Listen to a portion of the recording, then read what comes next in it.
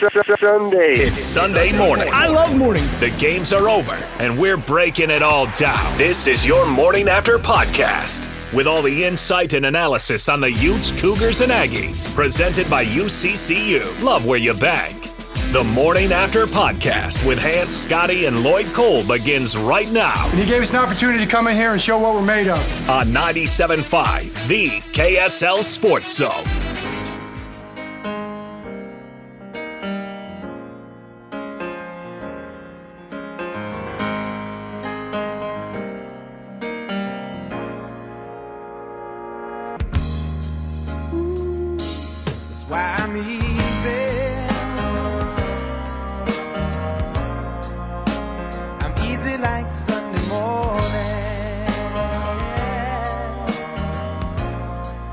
Welcome in. It's another edition, the regular season finale edition of the Morning After podcast. Hans Olsen, Scott Gerard, Lloyd Cole. Good Sunday morning. It's a bittersweet Sunday morning because, gentlemen, the regular season is over. And for one of these teams, the official season is over as BYU ends the year with 5 consecutive losses, Hans, after starting 5-2.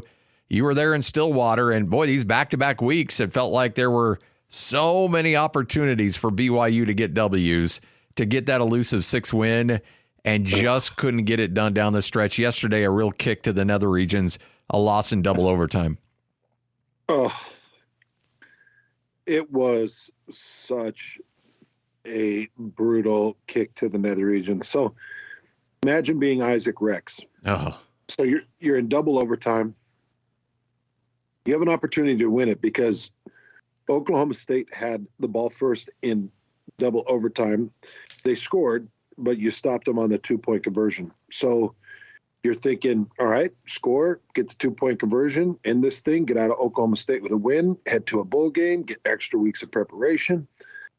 Well, they had driven the last couple of series, they had driven and found the end zone and were doing well. And Isaac Rex runs a drag route off the right side, comes all the way across, catches the ball on the opposite numbers.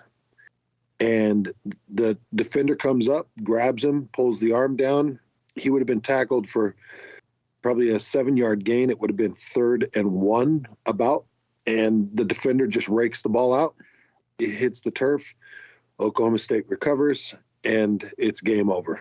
It was such a tough way to lose that game for this entire team. I'm sick for Isaac Rex. I'm sick for this team because, like you mentioned, they played their butt off over the last couple of weeks. Lloyd, I know that the Utah game is over, so you had a chance to watch this as well.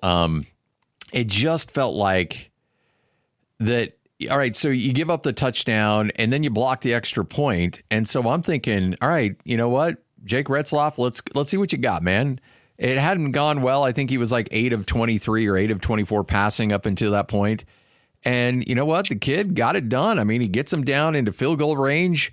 They're able to, and by the way, the best transfer on this team might be the kicker because in the rain and the wind and all that, and that thing, Hans, would have been good in arena football. That thing split the upright so well. And but and then in overtime, you know, he's dealing in overtime too, and it's just such a heartbreaker to lose that way. Yeah, this one was tough to see. You know, the way they battled in this one, and you know, as I was seeing how, you know, they had a good first half, and just kind of, you know, things kind of left them in that second half, and it kind of reminded me of that Utah Washington game where all of a sudden the offense, it just disappeared. You used up your powder in the first half, and then all of a sudden there was nothing left. But this team, they battled for them to go out, you know, in that overtime and score right out of the gates, and you thought, okay, maybe, you know, sure, they let this team back in it, but maybe they can pull this game off, and it just came up short. It was just it was a bummer deal. Seeing, Isaac Rex come off the field after fumbling that ball away, and just you could see that the emotion. I mean, I know the video we saw on KSL Sports. I don't know if you guys you saw that video, and seeing the tears and the raw emotion as I tweeted out. It's like these guys play for all season long. They're putting their hearts into everything, the amount of work that goes in, and you guys, Hans, you can talk on this about what goes into a full season, and it's like, and to have it just come to an end because you're hoping to have one more game with your brothers, and that's just, I mean, that's tough to see it go out like that. Man, it really was for these guys. And man, that first half was so good, guys. Yeah. The first half was really good. Pick 6 from Eddie Heckard. Eddie Heckard ended up with 2 interceptions in this game. That gave him 5 interceptions on the year. Eddie Heckard scored 2 defensive touchdowns through the year for BYU. He was so good, and he's done. He's on his way to the NFL now, and that's going to be a bad loss for BYU. But I felt like they gave themselves many, many chances to win this game, and I was optimistic and feeling good that they could come out of that with a win and extend the season and probably help ease the pain for this coaching staff because, those 3 games, Texas, West Virginia, and Iowa State, put such a bad taste in people's mouths. And this would have gone a long way to just calm down the masses. And now the loss happens, and you got to make some really tough decisions.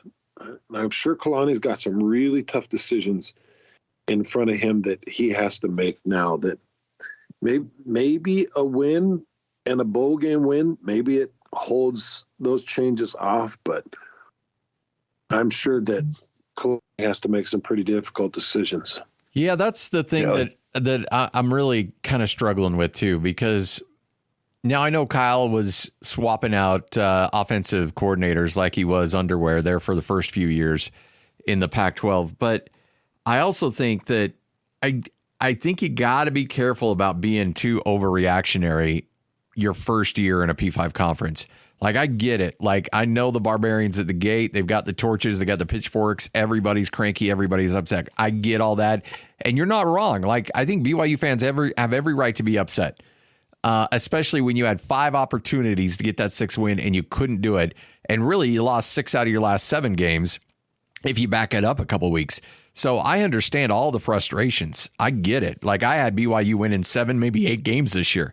But I also think it's a cold, hard reality to play this level of football. And you can say, oh, a few years ago we got a bunch of wins against the Pac-12 and all this stuff. And I get all that too. But to do it week in and week out, and the drain and the effort that it takes out of your team is just really hard to calculate unless you're in it. So I just worry that you're going to make choices that shouldn't be made right now in the heat of the moment, when you need to take a step back and say, maybe we have the right coaches in place, maybe we have the right plan in place, but yet we just got to grow this thing. We got to recruit a little bit better. We got to get better depth. And it took Utah 3-4 years to get to that point. Why should we expect BYU to be ahead of where Utah was going into the Pac-12? Yeah, and you better, by the way, you better make sure you're making, if you're going to pull the trigger on something like that, you better make sure it's going to make you better. You're not pulling it, and I'm not, I'm just throwing this out there. You're not going with like a Dave Christensen just to go with a Dave Christensen. Like, you better make sure whatever move it is, and I'm not talking about just, a move on the offensive side. I'm just saying, if you make a move, you better know it's going to make you better. Don't just make moves to make moves. Yeah, it's a good point, Lloyd. Like, have somebody in mind that you really think is going to be a big step up. And I like your point, Scotty. I think it would be a really good idea to step away for a while and take a good hard look at it, because you're going to have a lot of coaches come open over the next couple weeks, and you could see what comes open and what's available. And look, if you sit down and you start analyzing the film and as analyzing each coaching performance and say, hey, look, it was where it needed to be. Our personnel was down, or we dealt with so many injuries at that position, because these coaches across the board, they deal with things that we don't know about. They deal with players that had bad grades, or players that jacked up a leg, or players that had personal issues and needed to return home. They deal with so many things. And sometimes we do get caught in the moment and we're like, oh, no, he just did a bad job coaching. And there's a lot of reasons why it wasn't good. So take a step back. Take a good hard look at everybody's coaching performance. Make sure everybody was invested. Everybody was laser focused. Everybody put in the work that they were supposed to do. And if they didn't, then you take a look and say, all right, well, I think we could get better here. But to Lloyd's point, don't do it just to do it. Because the Dave Christensen was a good poll. That was a really rough season with Dave Christensen at the helm. So this is a tough time for BYU. They'll obviously really emphasize recruiting, but just how much of a loss is it, Hans, to miss out on those 2 to 3 weeks that you would have had to prepare for a bowl game that you can still work with guys? We hear Kalani say it all the time. Kyle says it all the time. Is that just coach speak, or is that really a lost opportunity for the continued development of this team? Well, I think it's a gigantic lost opportunity because there's so many young guys, and there's guys that still have a couple of years of eligibility that are trying to build as teammates. A guy like Ace Kafusi on the defensive side, he had a great day against Oklahoma State. And it's like, man, how good would it be to see Ace Kafusi a few more times? You've got young defensive ends that you could get in there, get them some rotation, because that's a spot that BYU's got to really take a huge step forward in. I personally think it's a gigantic miss for BYU. Jake Retzlaff struggled. He really struggled, especially in the second half, but he struggled pretty much all game with his accuracy. And if that's another few weeks to work on his accuracy and another game to give him an opportunity to show some accuracy, I think it's big, Scotty. I do. I think it's really big. I got to tell you guys, so I did a post-game interview with Kalani. He was so good, so open. And I was speaking specifically about Tyler Batty, because Tyler Batty, technically, he's got another year of eligibility. And we asked Tyler Batty in the postgame, so are you out? And he's like, no, I got to sit down and take a good hard look at this. So I asked Kalani, I said, so what do you do, with these guys that have an extra year of eligibility? Because there's a few of them, Aiden Robbins and Tyler Batty. And, there's a list, probably 4 or 5 guys, Isaac Rex. And I said, do you try to get a collective and try to fight off the NFL or convince them? And he said, look, the only guys I want here are the guys that want to be here. And he basically was saying, I don't want to hear about collectives or NILs. If these guys want to just leave to go make money, go make money. I just need guys that want to be here. And he brought up Oklahoma State as an example. And he said, look at Oklahoma State. Look how many guys left Oklahoma State. Now, they picked up one in the portal in Caleb Etienne. So, they felt like their loss was their gain. But he essentially said, Gundy told people to leave. And he said, only stay if you want to stay. But we're not going to sit here and sugarcoat and powder your little baby bottoms. You've got to make a decision. And look, guys, they're back in the Big 12 championship. How many guys left that program? And they had guys that wanted to stay, and they ran with those guys, and they're in the Big 12 championship game. So I thought it was a really good point by Kalani. Like, if you don't want to be here, just leave. Like, if Cody Epps pulled that same prank this year, I'd just be like, just go, man. Just go find something that makes you happy. And I would find a receiver that wants to be in there cranking. Yeah, it's going to be an interesting conversation that Kalani's got to have with a lot of players out there, and then also some hard conversations with some guys that he needs to say, hey, look, you know what? This probably isn't the place for you. You're not going to get the time. You're not going to get the snaps, and maybe you need to go find some playing time elsewhere. These next few weeks, Lloyd, it's that being said season coming up, and I'm sure the tweets are going to be flying out, and it's coming. They're going to be coming, and that portal's open up December 4th, and BYU is going to try to improve and also try to improve the roster by acquiring people, and then also improving the roster by telling some people that maybe this Big 12 thing really isn't for you. All right, let's shift gears. Let's talk Utah. Lloyd, you had the pre and post on this one. You know, we saw the reports coming out from Rice-Eccles Stadium that it was they were down at quarterback and down a big way. And today I think really encapsulates is really what this whole season was about for the University of Utah. When you trot out a guy at quarterback and everybody's looking at their roster going, wait, who is this guy? It felt like that opening scene of Major League when those guys are sitting around the restaurant like, who are these guys? Like, who is this dude? When did what were your thoughts when he trots out at quarterback? Yeah, I'm thinking, okay, today is going to be this whole team is going to be tested, and I mean Utah has shown that they have a lot of depth, and you just figured, you know what, this team's going to have to come out and probably run the ball, which is where they've had success, and that's exactly what they came out to do. So Luke Bottari is, and it sounds like, judging by what Kyle said, they found out that Nate Johnson was going to be transferring on Monday. They found out, so Luke Bottari is the guy, and so now Utes are down to their fifth string quarterback, and you know what? They came out with and props to Andy Ludwig. He came out, and this was going to be a game where he's going to have to come out, out chess.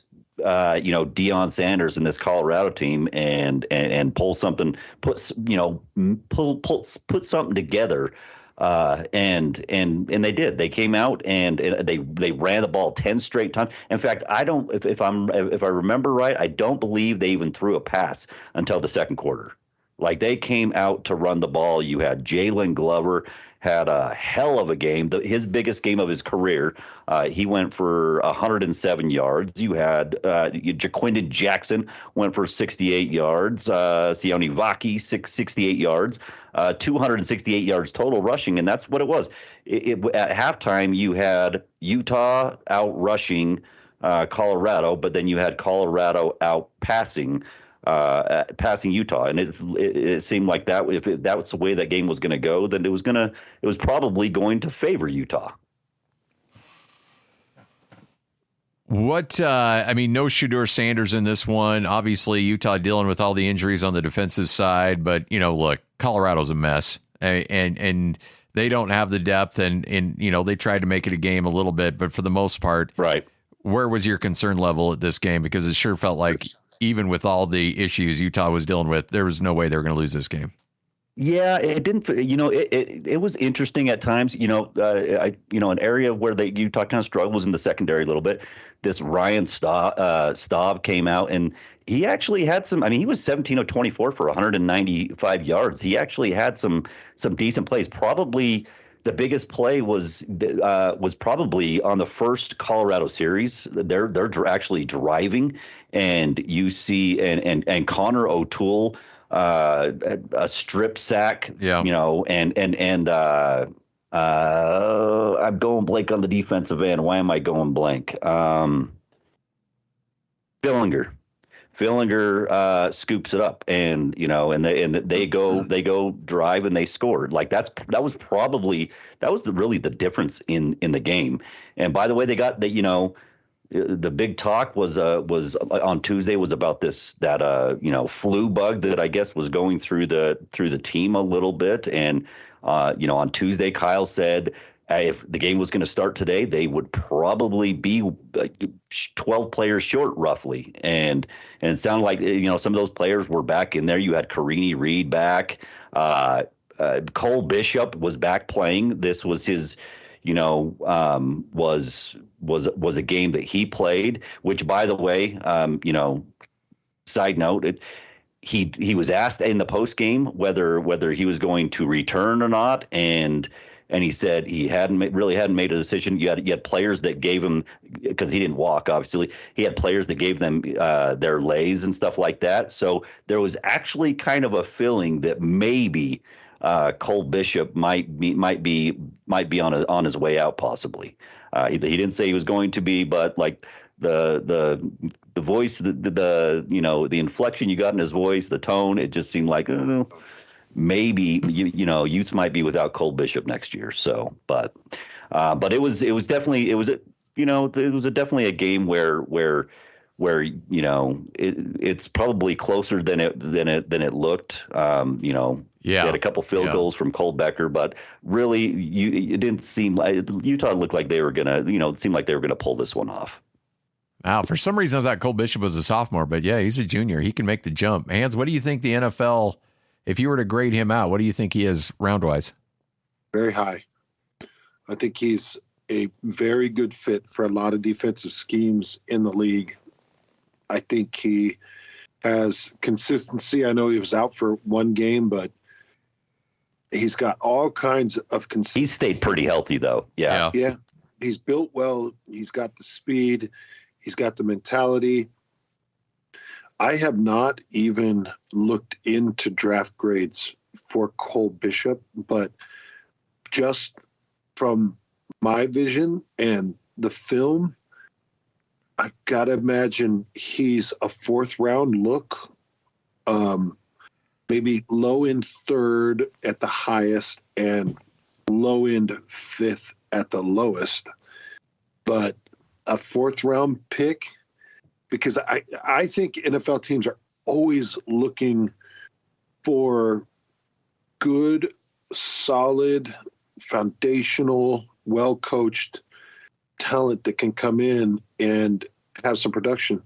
And everybody knows that Morgan Scalley safeties out of Whittingham's defense, they are early bloomers, and doesn't take a lot of development to get them up to production level. Cole Bishop's going to be a solid NFL talent. Yeah. So let's say you're Cole Bishop's dad.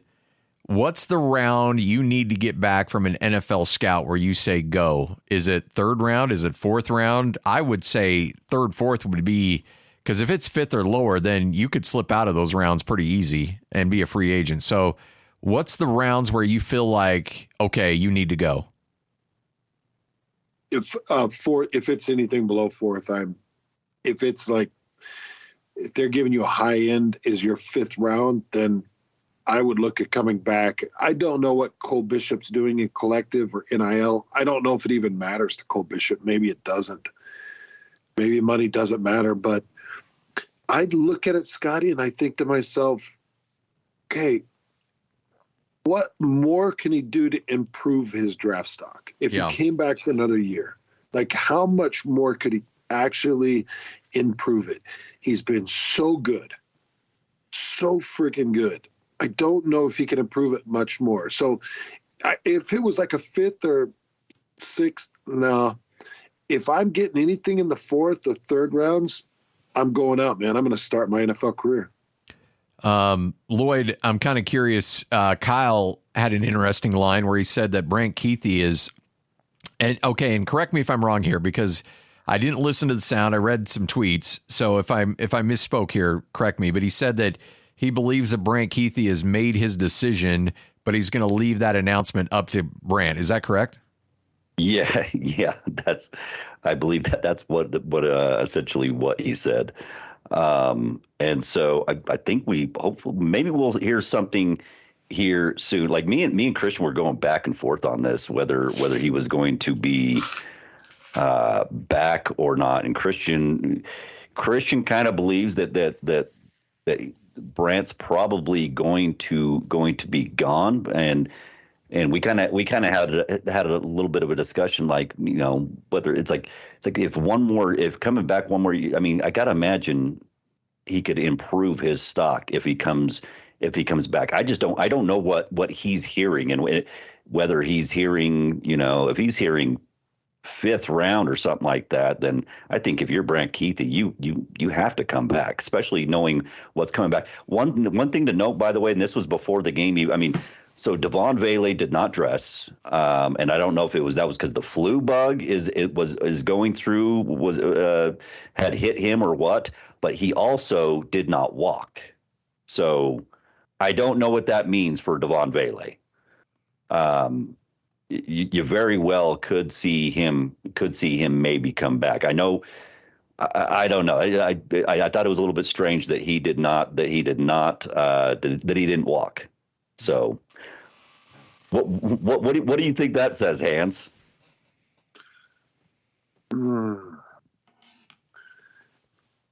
That's a tough one.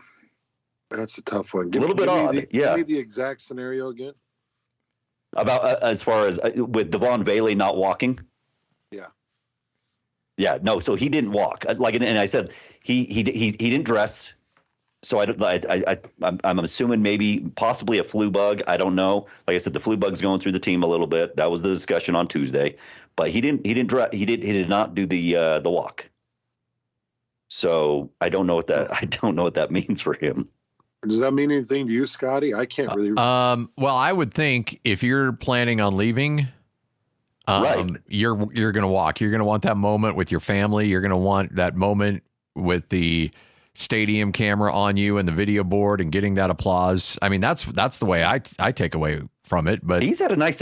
But you said, considering what his quarterbacks have been, this year with Bryson and Nate Johnson, and I think he's had 500 plus yards, receiving 3 or 4 touchdowns.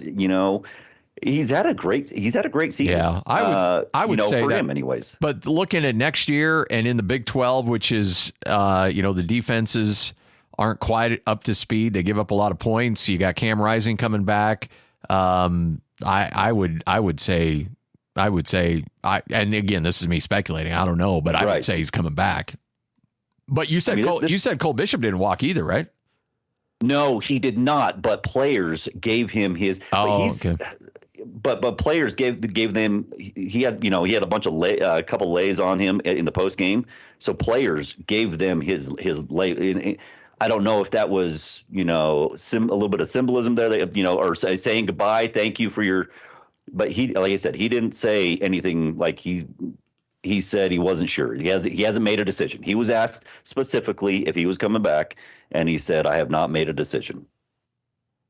Interesting. So, well, yeah, this team could come back extremely stacked next year. I mean, they're going to be stacked regardless, even if Cole Bishop, leaves and if Devon Vele leaves.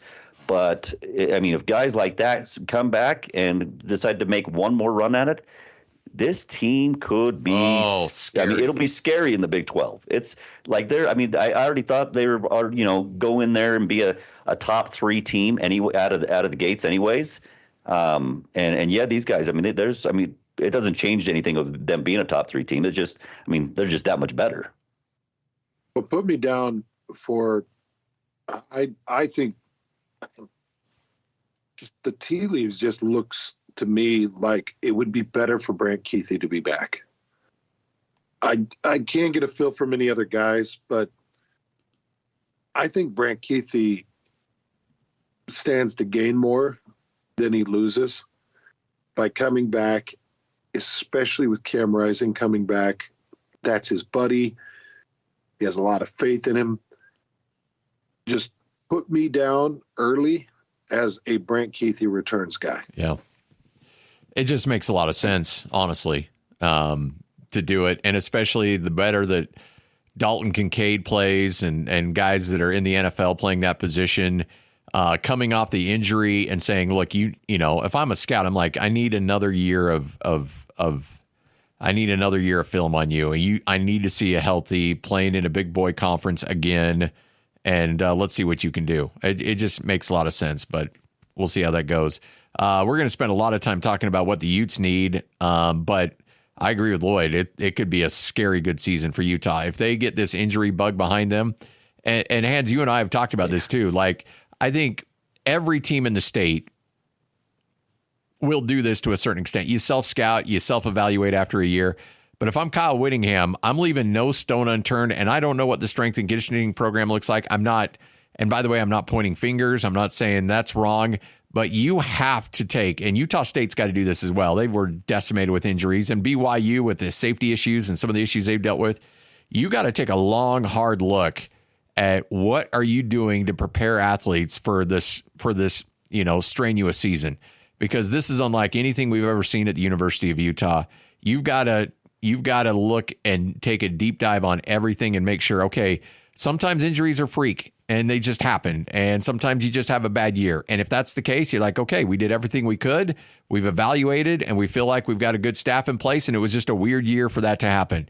But if not, then you're like, okay, then we've got to evaluate. How are we training these guys? How is our workload in fall? How's our workload throughout the course of the season? Are we pushing these guys too far? Are we not, are we not going hard enough in fall? Are we going too hard in fall? Are we going too hard in the middle of the season? What are we doing? Is there different training ways to make sure the body's a little bit more pliable? Like all these little things, you have to take a long, hard, scientific approach on how you can make it through the course of the season, because the way this team is built and could be back next year and some of the talent, you can't have another injury-riddled season like this. You can't let another potential incredible, college football playoff like roster go to waste because you can't keep people out on the field. Well, by the way, Scotty, while you were taking the day off on Friday, we had the Football Fridays going on. I can't believe you just said that. While you were enjoying your day off in Albuquerque, and we were there breaking down the X's and O's with Coach Mack and Frank Dolce and Alema Harrington and Hans Olsen and myself. Sitting around eating burritos. I get it. All right, that's fine. Well, Coach Mack, and correct me if I'm wrong, Hans, between Coach Mack's, years coaching and his years playing, what did we decide? He had 70 years of experience, and he said he's never seen anything like this. Like that, an injury, a team that's been as injury ridden as a team like Utah has, like he's never seen anything like that. And I think that says something. Well, that was off the fifth string quarterback conversation with Bottari, and he pretty much said, "Nah, that's 5 deep. No, never seen it." And I know one of those. They're all kind of different scenarios, but yeah, that's getting real deep into the quarterback room. Which, by the way, better give that guy a shout out, Luke Bottari. That guy he only passed for 61 yards, but the guy had 2 rushing touchdowns. And I did not know this about, so apparently his mom, and so they kept going to the screen and showing her after his his 2 touchdowns.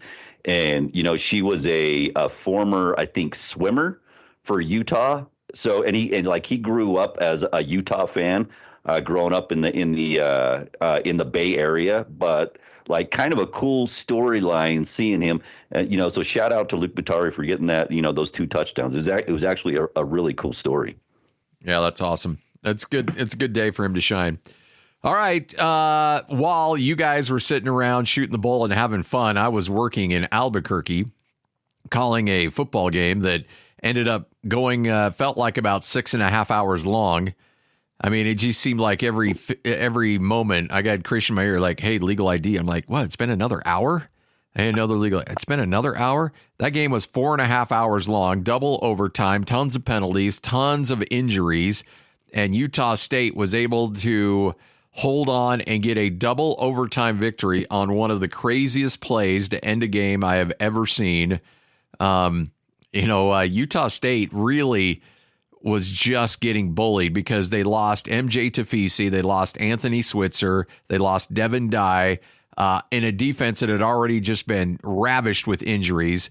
They lose multiple starters in that game, especially on the defensive line. And then New Mexico, who ran the ball for 350 yards against a pretty good Fresno State a week before, they start realizing, they got nobody left on defense, and they just start running over and over and over, and Utah State can't stop them. They're up 31-21 with about 5.5 minutes left, and New Mexico scores a touchdown. Utah State can't convert. They have a 3rd down in hands. I'm going to show you this play on Monday. Utah State converts on a pass play for 3rd down and then could just kneel it out and win the game. But they call an offensive pass interference, and which backs them up 15. Obviously, they can't convert the third down and punt, and New Mexico is able to go down and kick the field goal to send it into OT, but really just an abysmal offensive PI call. And then they go back and forth in overtime, and Utah State holds to a field goal, and then and then Levi Williams, the third string quarterback, fumbles the snap, picks it up and runs to the outside, gets into the end zone and wins the game on a walk-off touchdown. Look, it wasn't pretty.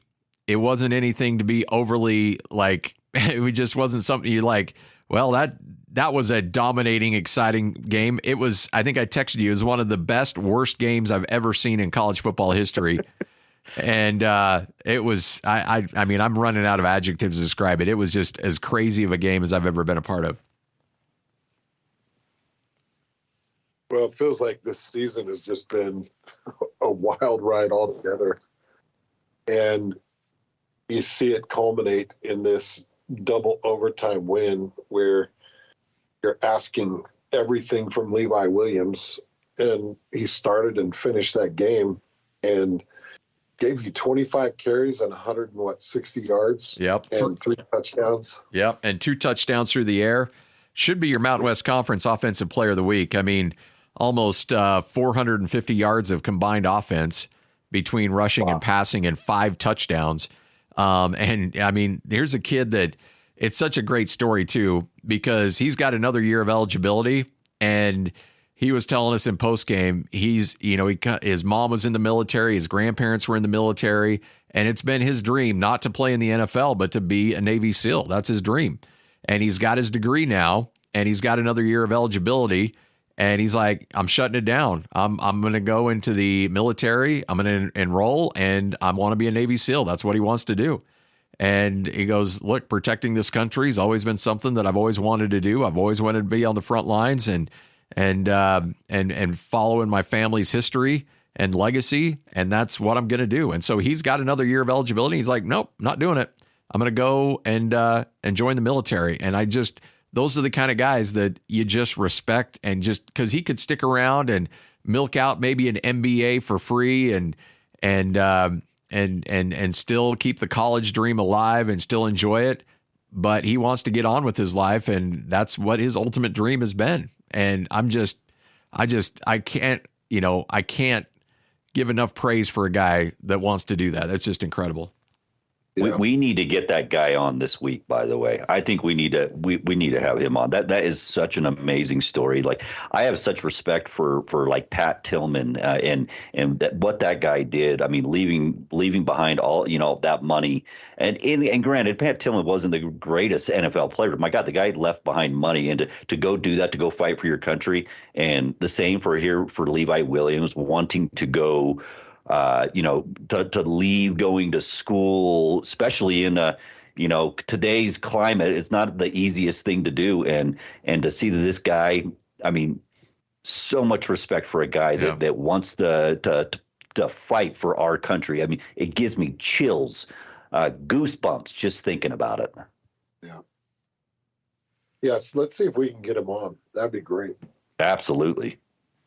But Utah State gets that 6th win, so they're bowl eligible, and they good chance that they'll be bowling. A lot of people just naturally think these days, if you get that 6th win, you're going to a bowl game. There are occasions where 6-win teams get left out. So Utah State still on that bubble a little bit. I'm feel pretty confident that they'll be okay, but you like to get to 7. But hey, you get to 6. And I tweeted this out because I get Aggie fans getting after me a little bit, like, oh, the defense stinks and all this other stuff. All right, so let's just rewind this thing here a little bit when it comes to Utah State. They got wrecked in the portal. They lost 9 would-be starters in the transfer portal last year. 7 of those on the defensive side of the ball. Overall, they had to replace 40 guys on that roster. 40 guys that they had to replace on that roster for this season. A lot of JCs, a lot of freshmen, a lot of transfers that didn't see a lot of time in their other school and got thrust into the lineup. They dealt with incredible injuries. Probably one of their best linebackers they lost in the first play of the game at Iowa. They've had to play multiple quarterbacks due to injuries. And they lost their defensive coordinator a week before spring ball. So coach had to hire a new defensive coordinator who brought in a new scheme 1 week before spring ball. And they played, arguably, if you look at how teams were ranked and things and where they played on the road, arguably one of the hardest schedules they've played in a long time. And they got to 6 wins. And I went to Utah State, and Hans, you remember when you were being recruited by Utah State in the mid-90s, that place was a dumpster fire. I mean, it was bad football.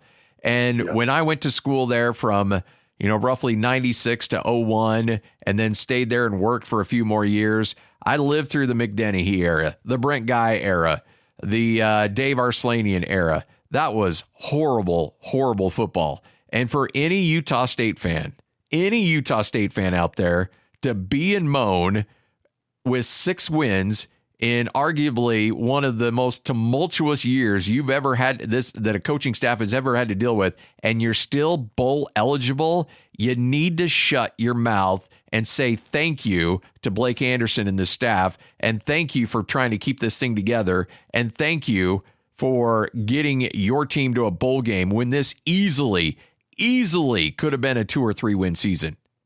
But yet he's still able to keep it together and get to 6 wins. I don't care if it's a 500 season. That's a W in my book, considering what this staff had to deal with this year. I agree with you, Scotty. Go Aggies.